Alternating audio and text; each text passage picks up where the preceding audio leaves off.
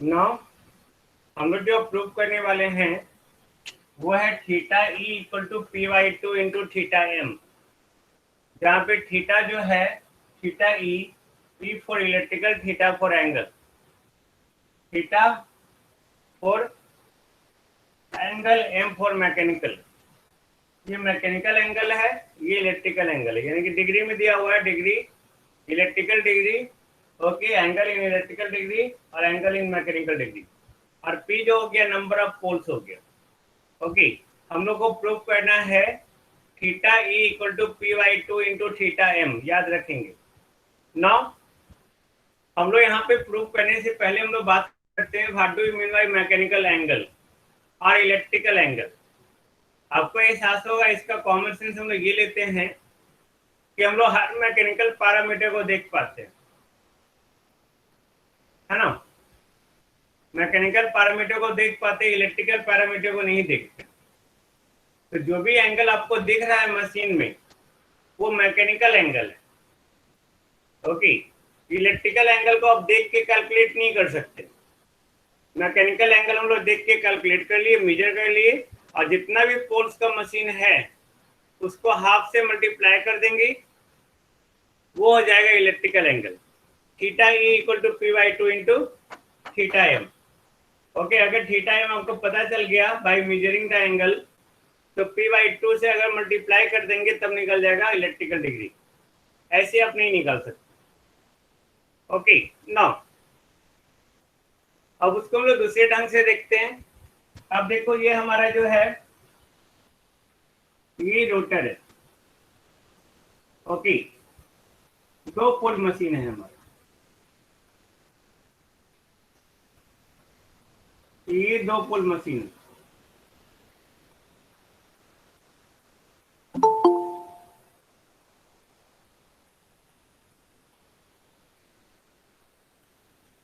This one, ये तो दो पोल मशीन है, हाँ फिजिकली ऑब्जर्व कर सकते हैं। ओके, तो ये हमारा नॉर्थ पोल है, ये साउथ पोल है। ओके, अब सोचो, ये यहाँ पे एक कंडक्टर है ना, और ये रोटेट कर रहा है। बताओ यहाँ पे मैक्सिमम या सेंट्रिस्ट होगा कि यहाँ पे मैक्सिमम होगा? ये ए प्लेस है, ये बी प्लेस, ये सी, ये डी। ए पे मैक्सिमम होगा या बी पे मैक्सिमम होगा? ईएमएफ इंड्यूस्ड ए पे। वेरी गुड, आना चाहिए था जवाब ए पे, है ना। ए पे मैक्सिमम होगा, या तो आपका अंदर की ओर होगा या तो बाहर की ओर होगा, तो हम लोग क्रॉस ले लिए। बी पे क्या हो जाएगा? जीरो, बी पे जीरो, सी पे मैक्सिमम, बट अब इसका डायरेक्शन क्या होगा? चेंज होगा। ओके, और डी पे अगेन जीरो। एक कंप्लीट रोटेशन जो है, एक कंप्लीट रोटेशन हम लोग यहाँ से यहाँ घूम लिए, कंप्लीट रोटेशन, है ना। तो हम लोग ये टू पोल मशीन है, ये टू पोल मशीन। ओके, अब टू पोल मशीन में आप अगर ईएमएफ इंड्यूस देख रहे हैं, तो जब ये बी पॉइंट पे था तो जीरो, फिर सी पॉइंट पे, फिर डी पॉइंट पे, फिर ए पॉइंट पे, और ये फिर डी पॉइंट। ओके, यहां से यहां तक एंगल कितना? 2 पाई होता है ना भाई, पाई, 2 पाई ना। और यहां से यहां तक घूमने में यहां तक एंगल कितना? 2 पाई। हम लोग जो है इलेक्ट्रिक वेवफॉर्म से एंगल मेजर करेंगे, इलेक्ट्रिकल वेवफॉर्म से एंगल मेजर किए यहाँ पे 2 पाई। यहाँ पे हम लोग इसको मैकेनिकल एंगल देखे। ओके, यहाँ पे थीटा एम हमारा कितना है? 2 पाई, यानी कि थीटा ई जो है वो थीटा एम के बराबर है। आई थिंक इट्स ओके, है ना। Very good. नाउ अब अगर ये 4 पोल मशीन है, सपोज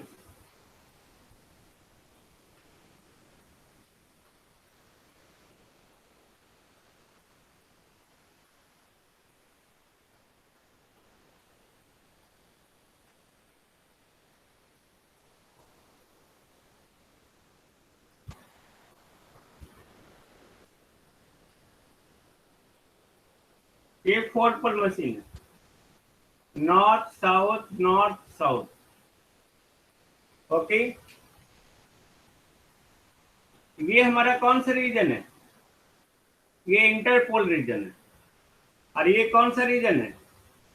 मेन पोल रीजन है। ऑल ऑफ यू नो, है ना? मेन पोल रीजन में जो है उसके सेंट्रल एक्सिस पे मैक्सिमम ईएमएफ इंड्यूस्ड और इंटरपोल रीजन में EMF induced 0। All of you know in the case of DC machine. Okay, so suppose it is A, it is B, C, D, E, F, G, H। Okay, यहाँ पे 0, ये maximum है but positive, फिर 0, maximum है but negative north pole के अंदर में, फिर 0, है ना?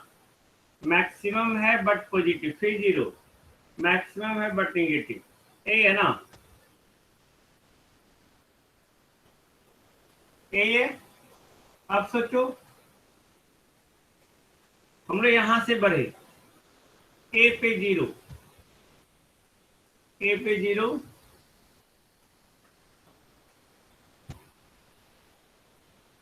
बी पे मैक्सिमम, सी पे 0, डी पे मैक्सिमम बट नेगेटिव, ई पे 0, एफ पे मैक्सिमम बट पॉजिटिव, जी पे 0, एच पे मैक्सिमम बट नेगेटिव, और फिर ए।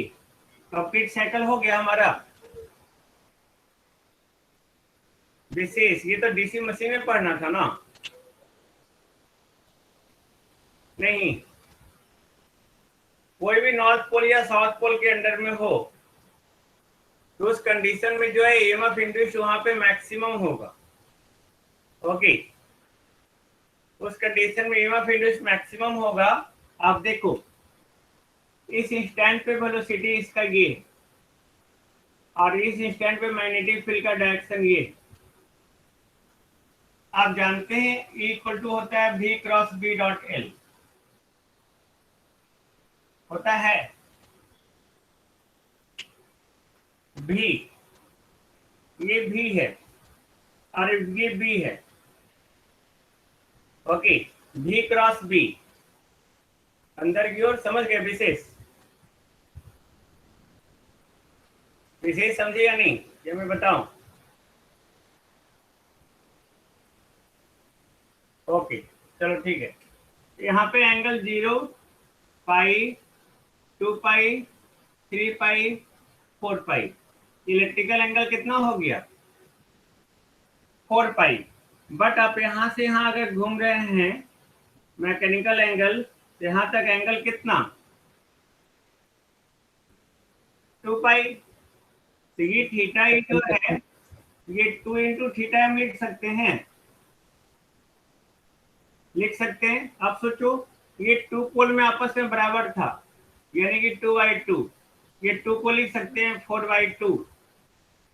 तो हम लोग देखते हैं 2 पोल में, और 2 poles theta equal to 2/2 theta M, 4 poles 4/2 theta M. उसी तरह आप 6 पोल 8 पोल्स के लिए अब निकालेंगे। ओके, तो 6/2 थीटा एम, और इसको जनरलाइज कर दिए, then theta equal to p/2 theta m। I think no problem। नहीं ना? नहीं, वेरी गुड। नाउ नेक्स्ट जो है हमारा,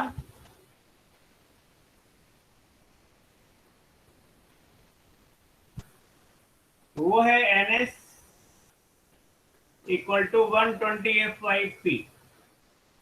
ओके, या ns equal to 2f by p, this one,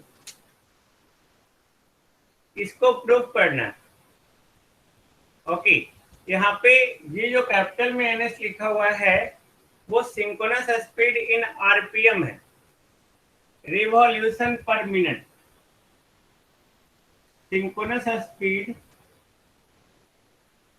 in RPM, revolution पर मिनट, और ये जो है सिंक्रोनस स्पीड इन आरपीएस है।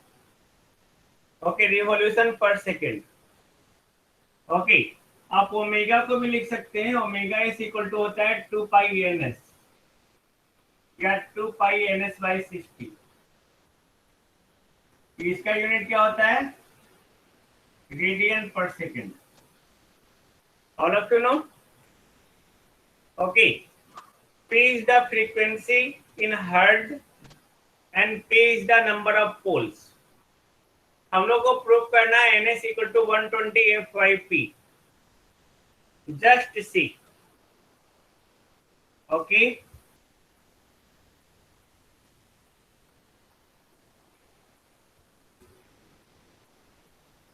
देखो टू पोल मशीन में one cycle is completed. एक साइकिल हमारा कंप्लीट हो रहा है। Okay, sorry, in one revolution one cycle is completed. इस केस में जब दो पोल था, ध्यान से देखिएगा, रिवॉल्यूशन और साइकिल,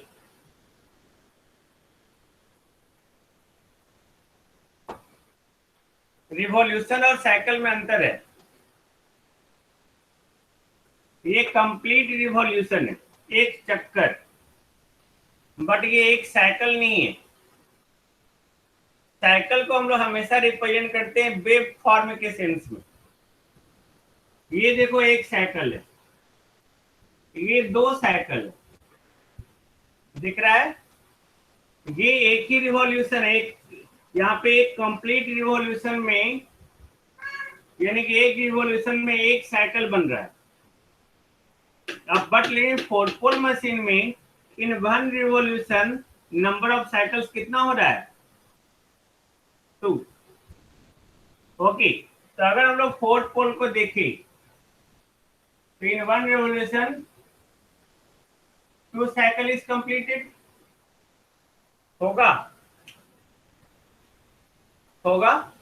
ओके, तो हम लोग यहाँ पे नंबर ऑफ साइकिल्स के बारे में लिखते हैं। नंबर ऑफ साइकिल्स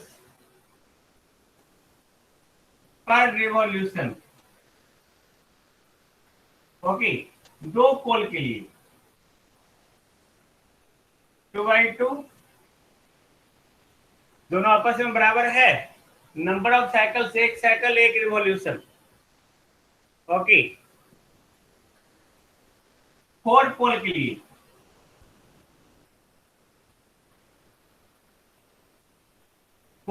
लिए number of revolution equal to what?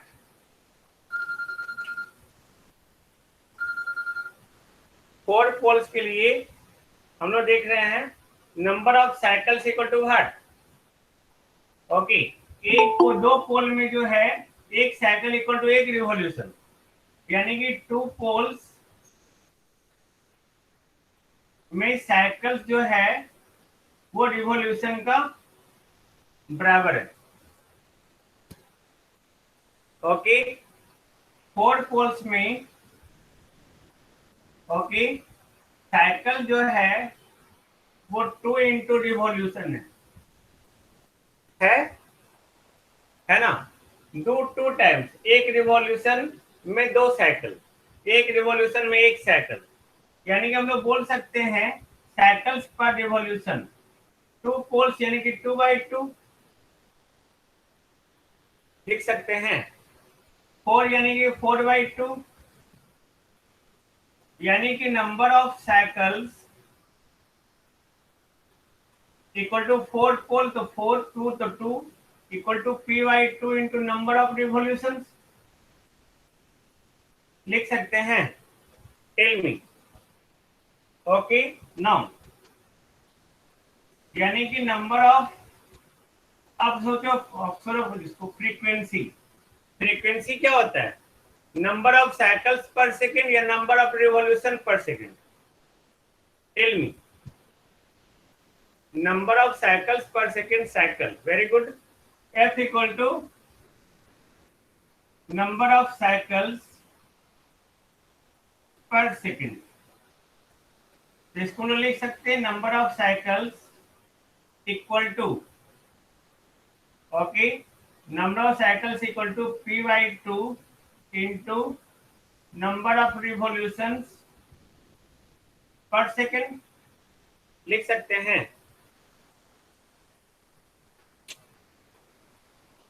Number of cycle या p/2 into number of cycle लिख दिए। तो f equal to p/2 into revolution per second. Revolution per second हमारा क्या है? ns, यानी कि ns लिख दिए, यानी कि ns equal to what? 2f/p लिख सकते हैं। It is proved, I think. Okay, then अब ns इक्वल टू क्या है? ns/60। ओके, तो ns यहां पुट कर दो। ns/60 equal to 2f/p, then ns equal to 120f/p लिख सकते हैं। Tell me. Okay, then this is the formula to prove the theta e equal to p/2 theta m and ns equal to 120